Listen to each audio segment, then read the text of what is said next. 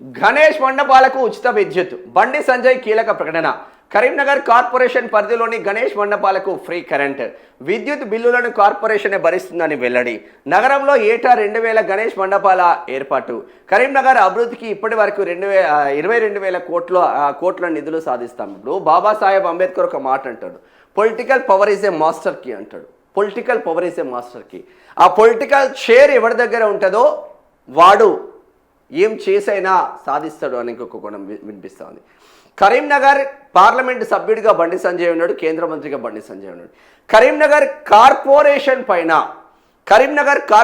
పైన మొన్న జరిగిన ఎలక్షన్లలో బంపర్ మెజారిటీతో కరీంనగర్ కార్పొరేషన్ను బీజేపీ సాధించుకుంది. అక్కడ కొలగాని శ్రీనివాస్ అన్న మేయర్గా ఉన్నాడు.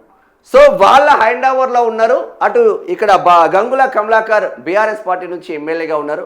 కోఆర్డినేషన్లో మొత్తం మీద కరీంనగర్ కార్పొరేషన్కు సంబంధించిన మొత్తం మండపాలకు ఫ్రీ కరెంట్ అంటున్నాడు, ఫ్రీ పవర్ గణేష్ మండపాలకు. మరి హిందువులకు సంబంధించిన దసరా వచ్చినా దీపావళి వచ్చినా బస్ ఛార్జీలు పెంచుతారు. బస్ ఛార్జీలు పెంచకూడదు కదా.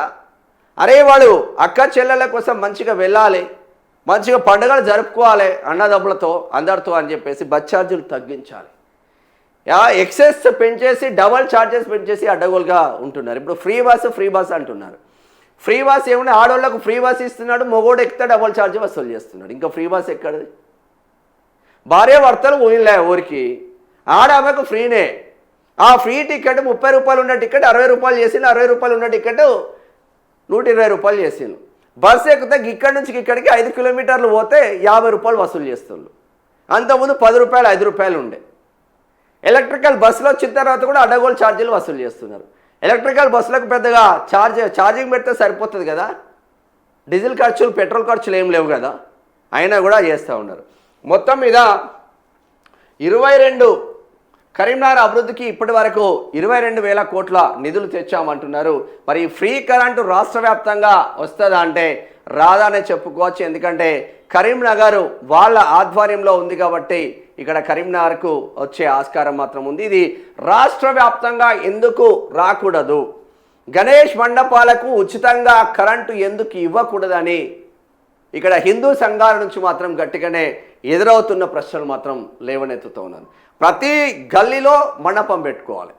ఇప్పుడు మండపం పెట్టుకోవాలంటే పోలీసు వాళ్ళ పర్మిషన్ తీసుకోవాలి. అదే వేరే సంబంధించిన ఇప్పుడు ముస్లిమ్స్ కావచ్చు, క్రిస్టియన్స్ కావచ్చు పండుగలు చేసుకుంటే మాత్రం ఏ పర్మిషన్లు అవసరం లేదు. రోడ్లను బ్లాకులు చేసుకుని నమాజులు చేసుకున్నా కూడా వాళ్ళని పట్టించుకునే నాదులు లేదు. కానీ హిందువులు కాబట్టి హిందువులు యూనిటీగా ఉండరు. హిందువుల పైన ఏం చేసినా నడుస్తుంది అన్న కోణంలోని పోలీస్ చర్యలు ఉంటాయి, ప్రభుత్వాల చర్యలు ఉంటాయి. ఆ కోణంలోనే విసికొచ్చి వేజారి హిందువులంతా ఏకమవుతున్న నేపథ్యం ఉంది. ఒక్కొక్క రాష్ట్రాన్ని చేజిక్కించుకుంటున్న భారతీయ జనతా పార్టీని కూడా చూస్తూ ఉన్నాం. ఇంకా ఇప్పటికీ కాంగ్రెస్ పార్టీ హిందువులకు వ్యతిరేకంగా పోతే దాడి బొందల అదే పడే ఛాన్స్ మాత్రం సుస్పష్టంగా కనిపిస్తూ ఉంది. ఏం జరుగుతుందో చూద్దాం ఒకసారి. కరీంనగర్ మున్సిపల్ కార్పొరేషన్ పరిధిలో ఏర్పాటు చేసే గణేష్ మండపాలకు ఉచిత విద్యుత్ అందించనున్నట్లు కేంద్ర మంత్రి బండి సంజయ్ కుమార్ ప్రకటించారు. గణేష్ మండపాలకు సంబంధించిన విద్యుత్ బిల్లులను కరీంనగర్ కార్పొరేషన్ భరిస్తుందని తెలిపారు. నగరంలో ఏటా దాదాపు 2,000 గణేష్ మండపాలను ఏర్పాటు చేస్తున్నామని చెప్పారు. భక్తియుత వాతావరణంలో గణేష్ ఉత్సవాలను నిర్వహించుకోవాలని నిర్వాహకులకు సూచించారు. 3 ఏళ్లుగా సొంత ఖర్చుతో విద్యుత్ బిల్లులు. గత 3 ఏళ్లుగా కరీంనగర్లోని గణేష్ మండపాలకు వినియోగిస్తున్న విద్యుత్తును సంబంధిత ఛార్జీలను తానే వ్యక్తిగతంగా భరిస్తున్నట్లు బండి సంజయ్ తెలిపారు. ఇకపై మండపాలకు అయ్యే విద్యుత్ ఖర్చును కరీంనగర్ మున్సిపల్ కార్పొరేషన్ భరిస్తుందని వెల్లడించారు. ఎందుకు భరిస్తుంది అంటే ఆ మున్సిపల్ కార్పొరేషన్ ఇప్పుడు కాషాయ జెండా ఎగిరింది. కార్పొరేషన్ పైన బీజేపీ జెండా ఎగిరింది. మేయర్గా కొలగాని శ్రీనివాస్ అన్న ఉన్నాడు కాబట్టి వాళ్ళ హ్యాండ్ ఓవర్లో ఉంది కాబట్టి వాళ్ళు చేయడానికి ఉంటుంది. That is power of political power అని చెప్పుకోవచ్చు. ఇక 22,000 కోట్లతో అభివృద్ధి పనులు. తనను గెలిపించిన కరీంనగర్ పార్లమెంట్ నియోజకవర్గ అభివృద్ధికి అహర్నిశలు పనిచేస్తున్నాయని బండి సంజయ్ అన్నారు. ఇప్పటి వరకు 22,000 కోట్ల నిధులను తీసుకొచ్చి అనేక అభివృద్ధి పనులు చేపట్టినట్లు తెలిపారు. ఇందులో 5,000 కోట్లతో జాతీయ రహదారుల నిర్మాణం చేపట్టినట్లు వెల్లడించారు. ప్రతి గ్రామానికి 5 లక్షల చొప్పున నిధులు ఇచ్చానని, రాబోయే రోజుల్లో మరిన్ని భారీ నిధులు తీసుకొచ్చి గ్రామాలను అభివృద్ధి చేస్తానని చెప్పారు. కరీంనగర్ నుంచి గెలిచిన తర్వాత, పార్లమెంట్ సభ్యులకు గెలిచిన తర్వాత 22 కోట్ల అభివృద్ధి పనులతో ముందుకు వెళ్ళిన ఇక్కడ బండి సంజయ్ చెప్పుకొచ్చిండు.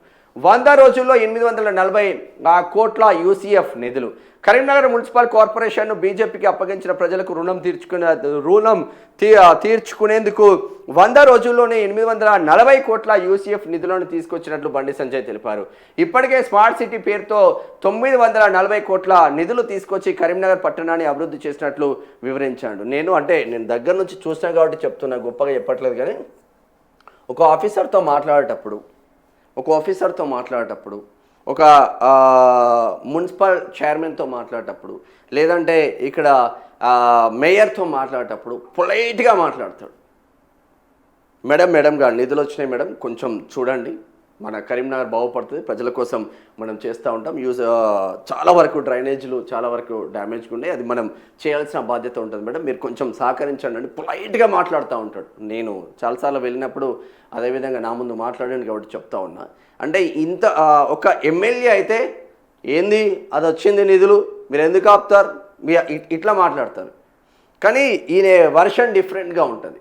అంటే ఒక ఫ్యామిలీ మెంబర్ని ఎట్లా క్లోజ్గా ఉంటే బతులాడుకుంటామో ఆ విధంగా ప్రతి ఆఫీసర్ను మంచిగా, అంటే నార్మల్గా డిమాండింగ్ లేకుండా పొలైట్గా మాట్లాడి పనులు చేపిస్తూ ఉంటాడు. ఆయనకున్న పొజిషన్కు పిఏతో ఫోన్ చేపించి కూడా మాట్లాడుకోవచ్చు, పిఆర్ఓతో ఫోన్లో చేపించి కూడా మాట్లాడుకోవచ్చు. కానీ ప్రతి ఆఫీసర్తో తనే టచ్లో ఉండి కరీంనగర్ ముందుకు తీసుకెళ్తుండని చెప్పుకోవచ్చు. ఇక అభివృద్ధి లక్ష్యం. కరీంనగర్ పర్యటనలో భాగంగా 21వ డివిజన్ విద్యానగర్లోని శ్రీరామ్ నగర్ కాలనీలో కోటి మున్సిపల్ సాధారణ నిధులతో చేపట్టనున్న సీసీ రోడ్డు, డ్రైనేజ్ నిర్మాణ పనులకు బండి సంజయ్ శంకుస్థాపన చేశారు. Mayor Kolagani Srinivas, deputy mayor Sunil Rao, commissioner Praful Desai స్థానిక కార్పొరేటర్లతో కలిసి కార్యక్రమంలో పాల్గొన్నారు. కరీంనగర్ ఎన్నికల వరకే రాజకీయాలని, ప్రస్తుత అభివృద్ధి లక్ష్యంగా రాజకీయాలను అతీతంగా కార్పొరేటర్లంతా కలిసికట్టుగా పనిచేయాలని బండి సంజయ్ కోరారు. కరీంనగర్ పట్టణాన్ని ఎంఐఎం కార్పొరేటర్ గెలిచినా, బీఆర్ఎస్ కార్పొరేటర్లు గెలిచినా, కాంగ్రెస్ కార్పొరేటర్ గెలిచినా ఎలక్షన్ల వరకే మీ డివిజన్లో నువ్వు కార్పొరేటర్ కాంగ్రెస్ కార్పొరేటర్ అయినా, బీఆర్ఎస్ కార్పొరేటర్ అయినా, ఎంఐఎం కార్పొరేటర్ అయినా, బీజేపీ కార్పొరేటర్ అయినా సేమ్ నిధులు ఇస్తాం, నిధుల విషయంలో ఎక్కడా డోకా లేదు అని బండి సంజయ్ చెప్పుకొస్తున్న నేపథ్యం మాత్రం ఉంది. ఇక్కడ mayor BJP, MP BJP, MLA BRS, కొందరు కాంగ్రెస్ కార్పొరేటర్లు గెలిచినా కూడా ఎక్కడ అభివృద్ధి విషయంలో కరీంనగర్ అంటే మనమే గుర్తుకు రావాలి. సో అన్ని డివిజన్లు మంచిగా ముందుకు సాగాలని ముందుకు వెళ్తూ ఉన్నారు. మరి ఇటువంటిది రాష్ట్ర వ్యాప్తంగా కూడా గవర్నమెంటే టేకప్ తీసుకోవాలి. దీంతో రేవంత్ రెడ్డి కూడా మంచి పేరు వస్తుంది.